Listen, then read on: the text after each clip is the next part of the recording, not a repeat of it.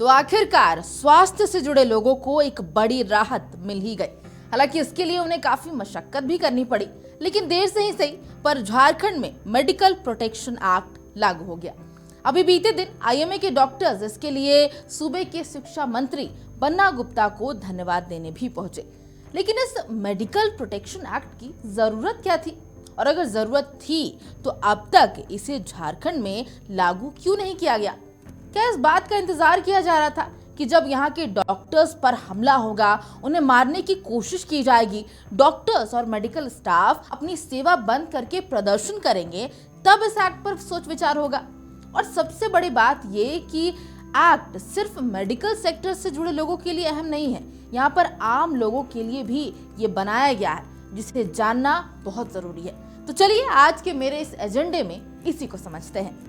आपने ऐसे कई मामले देखे होंगे जब मरीज के रिलेटिव्स अपना गुस्सा डॉक्टर या मेडिकल स्टाफ पर उतार देते हैं। अगर किसी वजह से पेशेंट की तबीयत ज्यादा खराब हो जाती है या कभी दुर्भाग्यपूर्ण तरीके से मौत हो जाती है उसकी, तो हॉस्पिटल के बाहर कई बार हंगामा शुरू हो जाता है। अपने को खोने का दुख कब गुस्से और हिंसा में बदल जाता है, शायद उन्हें भी नहीं पता चलता।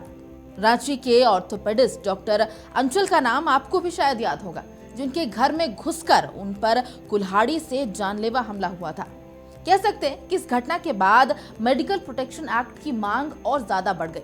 वैसे देश के 23 राज्यों में यह एक्ट पहले से लागू है, लेकिन झारखंड को छोड़कर।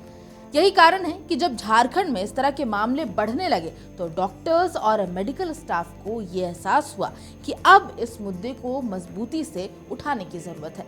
सूबे के सबसे बड़े हॉस्पिटल रिम्स से तस्वीरें सामने आई, जहां डॉक्टर्स ने कार्य बहिष्कार किया और हॉस्पिटल में ओपीडी की सेवा पूरी तरह ठप हो गई।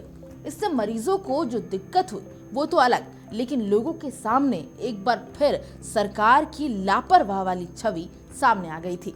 लेकिन फिर आखिरकार उम्मीद की किरण दिखी और कैबिनेट की बैठक में मेडिकल प्रोटेक्शन एक्ट को मंजूरी मिल गई। तो चलिए जल्दी से जान लेते हैं कि इस एक्ट में क्या क्या बड़े बदलाव हुए हैं। इस एक्ट के अनुसार डॉक्टर्स और मेडिकल स्टाफ पर हमला करने और प्रॉपर्टी को नुकसान पहुंचाने पर सजा और जुर्माने का प्रावधान है। पकड़े जाने पर 2 साल की सजा और 50,000 रुपए जुर्माने का भी प्रावधान है। ये सीरियस क्राइम के तौर पर देखा जाएगा, जिसका अनुसंधान डीएसपी स्तर के ऑफिशियल्स करेंगे और इस ऑफेंस का trial competent level of courts में होगा। प्राइवेट मेडिकल सर्विस इंस्टीट्यूट्स को भी इसमें शामिल किया गया है। अगर उन्हें किसी तरह का नुकसान पहुंचता है तो कॉम्पेंसेशन यानी कि क्षतिपूर्ति के पेमेंट का भी प्रावधान इसमें किया गया है। एक और बहुत अहम बात कि इस एक्ट में मरीजों के हित को भी ध्यान में रखा गया है, जिसके तहत किसी भी डॉक्टर और हॉस्पिटल को दुर्घटनाग्रस्त मरीजों का प्राथमिक उपचार यानी कि फर्स्ट एड हर हाल में करना होगा, और अगर बिल का भुगतान नहीं होता है तब भी हॉस्पिटल को शव अंतिम संस्कार के लिए परिजनों को सौंपना होगा। क्योंकि ऐसे भी मामले सामने आए हैं जब हॉस्पिटल्स में कंपलसरी कर दिया जाता है कि जब तक पेमेंट नहीं पूरी होती ट्रीटमेंट भी नहीं शुरू होता, या फिर अगर हॉस्पिटल में पेशेंट की मौत हो जाती है तो उनके परिजन जब तक बिल पेमेंट नहीं करते तब तक उन्हें अंतिम संस्कार के लिए बॉडी नहीं दी जाती है। या कह सकते हैं कि उस चीज को टाल दिया जाता है। अब कुछ बुलेट पॉइंट्स के जरिए समझ लेते हैं कि इस एक्ट के बाद हॉस्पिटल्स की क्या कुछ जिम्मेदारियां बढ़ेंगी और मरीजों के लिए क्या नए प्रोविजन है जिन्हें याद रखना जरूरी है।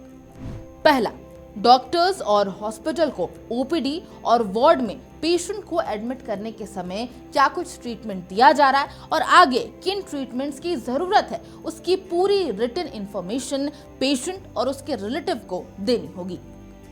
दूसरा, अस्पताल के इलाज का खर्च या पैकेज की जानकारी नोटिस बोर्ड पर देना होगा। तीसरा, मरीज के इलाज में राष्ट्रीय आयुर्विज्ञान आयोग यानी कि नेशनल मेडिकल कमीशन के नियमों का पालन करना होगा और खासकर किसी के एक्सीडेंट केस में ये कंपलसरी हो जाता है।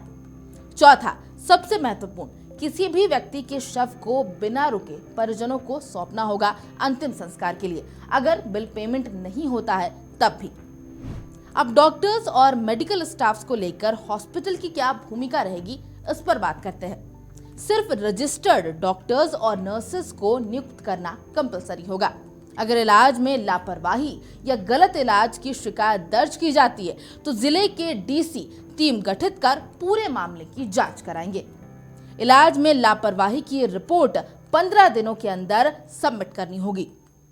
सिक्योरिटी की बात करें तो हॉस्पिटल में सीसीटीवी कैमरा और सेंसिटिव एरियाज पर सुरक्षा की तैनाती जरूरी होगी। चिकित्सा सेवा संस्थान यानी कि मेडिकल सर्विस एस्टेब्लिशमेंट के लिए कंट्रोल रूम बनाना भी अब जरूरी होगा। हॉस्पिटल या क्लिनिक के प्रेमाइसेस में एंट्री को कंट्रोल और रेस्ट्रिक्ट करने पर भी सख्ती बढ़ा दी गई है। और आखिर पॉइंट जिसमें गर्भवती महिला का इलाज कराना और बच्चे के जन्म के पहले और जन्म के बाद उसकी देखभाल करना अनिवार्य किया गया है। कुल मिलाकर देखें तो डॉक्टर से लेकर सभी मेडिकल स्टाफ्स और मरीजों के लिए यह एक्ट काफी हेल्पफुल रहने वाला है। उम्मीद करती हूँ कि इस वीडियो के एंड में नए मेडिकल प्रोटेक्शन एक्ट के बारे में आपको काफी कुछ पता चला होगा। तो अब आप इस एक्ट के बारे में क्या कुछ सोचते हैं हमें जरूर बताएं और ऐसी और इन्फॉर्मेटिव वीडियोस के लिए देखते रहें समाचार प्लस झारखंड बिहार। नमस्कार।